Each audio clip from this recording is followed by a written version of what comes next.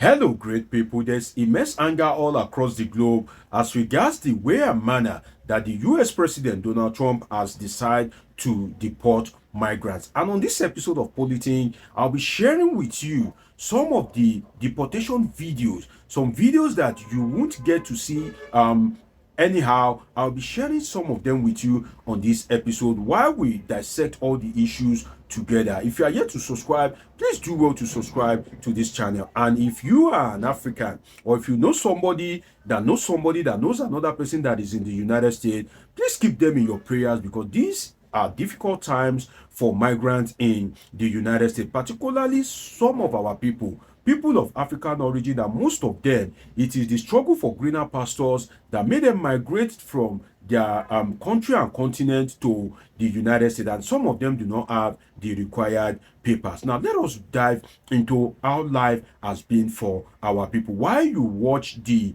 migration and the deportation videos, and of course, I will be sharing the on the screen the number of people that are to be deported, Africans, countries by countries that are to be deported. You'll be seeing that on your screen as well. Now let us go into how life has been for our people in the United States. And it's not only Africans, for Indians, for Pakistans, for a whole lot of people, for Asians, life is not easy. Some of our people cannot even decide to go to work because the US president has ordered the US agency, ICE, popularly called ICE, to go into the shops, to go into mosques, to go into churches, to go into people's homes and begin to fish out illegal migrants. What that means is that you have nowhere to hide. There's nowhere you can hide. Anywhere you are, the US security agents can fish you out. It is as bad as if you are driving, they can stop you in traffic and begin to ask for your papers and documents. So some of our people in the United States that don't have the required papers, that they are just doing all these odd jobs, some of them cannot even afford to go to work. So if you have people in the United States, this is not the time to build them. This is the time for you to remember them in your prayers. Not give me, the usual way that some of our people back home behave, that everything they just want to receive. No. People in the United States now, it is time to keep them in your prayers, because the US government is raiding churches, raiding mosques, raiding schools, raiding everywhere to make sure that they fish out the illegal migrants. And as you can see on your screen, you would have been seeing, because I intend to attach it to this video, you would have been seeing how people are chained in their hands and legs.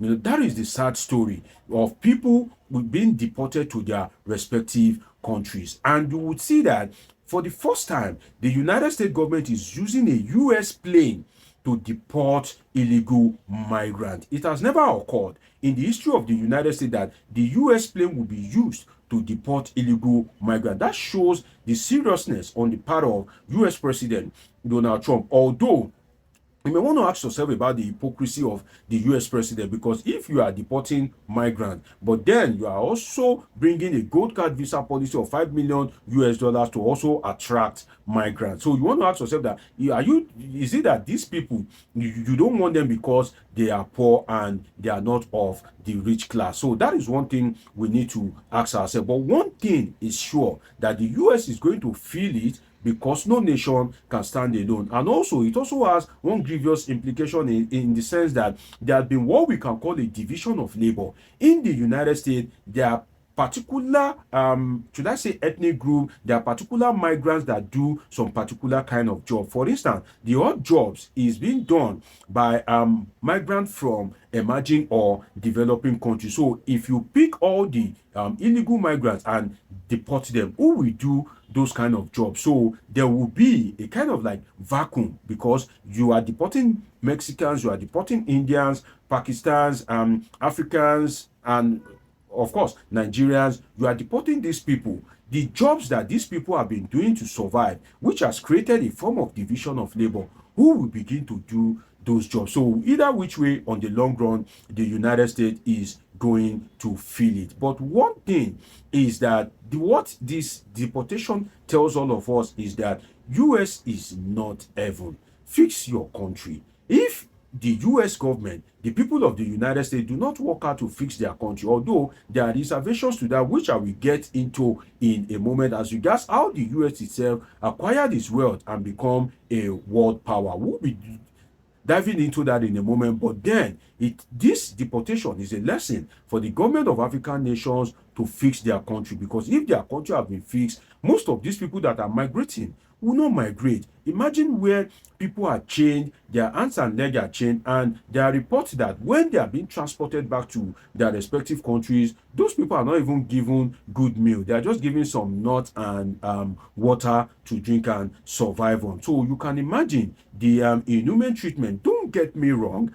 I'm not in support of illegal migration. I've said that, I've analyzed that in my past video, that if you enter a country illegally, definitely you are the mercy of that country if you are apprehended by the security agencies. But then again, you may want to ask yourself that these countries, the US itself is also benefiting from them in an indirect manner, in the sense that there's what we call unbalanced trade terms, which is that if you are dealing with the United States or companies in the United States, the trade terms will not be favorable unto you. It will be very favorable to countries of United States origin or Western countries. And I'll use Nigeria as an example. The oil sector in Nigeria, there has been oil exploration in Nigeria since the late 1950s. Till date, Nigeria does not have a refinery that is built by Shell. Shell discovered oil in Nigeria, and Shell has not deemed it fit to build a refinery in Nigeria. Rather, Shell will take Nigeria's oil,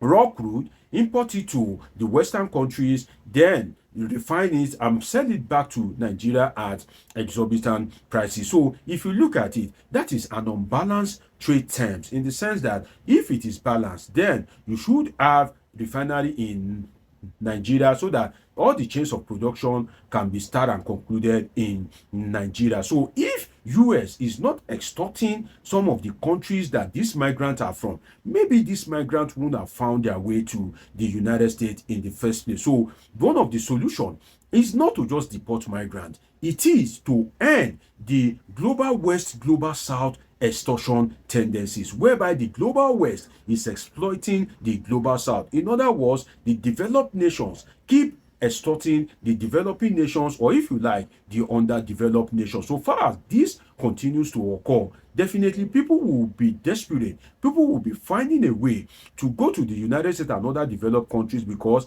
those are the countries where the wealth of the world, in quote, resides. So the migrants of these countries will keep finding their way to the United States. One thing that is touching about this deportation video that breaks the heart is how these people are being treated. I wouldn't have feel bad for them if the United States is a righteous country. If UK, if France, if Canada, all these Western nations, if they are righteous countries, I wouldn't have feel bad. But some of these nations are responsible for the underdevelopment of the countries that these migrants are coming from. So it is now a case of double jeopardy for these people, because their countries are not developed. The US and other Western nations keep milking their country, and at the end of the day, the same US will put them in chains. And this is where it gets to the local people, which is the citizens of these respective countries, including Nigeria, to begin to advocate for good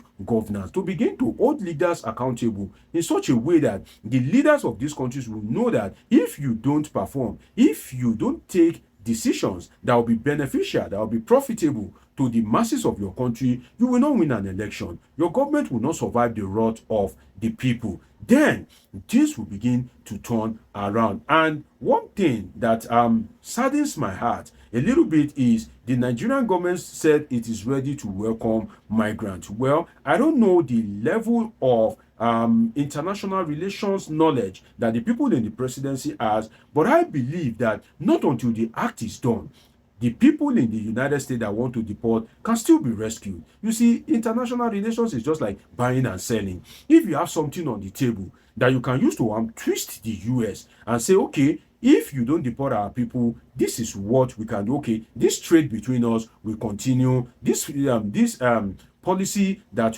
this memorandum of understanding between us will still continue to exist. But if you deport our people, we will stop this, we will stop that. You won't be able to benefit this and this from us. Then the US now want to rethink its decision. If you are a country that is strategic to the interest of the United States and its citizens. But then, most of the third world nations, their government have not put themselves in a strategic position to be able to negotiate, because it is not impossible for the deportation to be stopped. But then again, I pray that God will help our brothers and sisters, because it is some of them that they are saving their family. It is some of them that are helping their family, and when some of them are deported, then it can bring pain and immeasurable hardship to their family. But for the United States government, always remember that what goes around comes around, and if you want to deport these people, deport them in a dignified manner, and also don't only deport them,